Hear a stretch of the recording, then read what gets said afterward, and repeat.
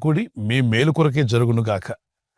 అలా జరగాలి అంటే దేవుని వాక్యం సెలవిస్తుంది.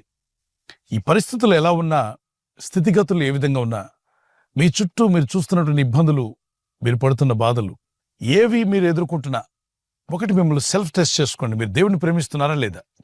మీరు దేవుని ప్రేమించేవారుగా ఉంటే, ఆయన సంకల్పం చేత పిలువబడిన వారి లెక్కలో మీరు ఉన్నట్లయితే, ఎంత కీడు మీకు ఎదురైనా అది మేలుగా మారబోతుంది. మీరు ఎదుర్కొన్న ఇబ్బందులన్నీ కూడా మీకు దీవెనకరంగా మారబోతున్నాయి. మీ శత్రువులు మీకు సహాయపడేవారుగా దేవుడు మార్చగలడు. ఆయన్ను ప్రేమించే వారికి సమస్తము సమకూడి మేలు కోసమే జరుగుతాయంట. పాత నిబంధనలను, కృత నిబంధనలను భక్తులు ఎంతో మంది మనలాగే ఈ భూమి మీద జీవించి వెళ్ళిపోయారు కదా. భక్తుల జీవితాలు ఎలా ఉన్నాయో మీరు ఒకసారి ఆలోచన చేయండి. దేవుని సంకల్పంలో ఉన్న, దేవుని చేత పిలువబడిన పలు విధాలైన ఇబ్బందులు వారు ఎదుర్కొన్నారు. శోధనలు వారికి ఎదురయ్యాయి, శత్రువులు వారికి ఎదురయ్యారు. సాక్షాత్తు మన ప్రభువే ఈ భూమి మీద జన్మించినప్పుడు హేరోదు అనేటువంటి రాజు చంపడానికి ప్రయత్నం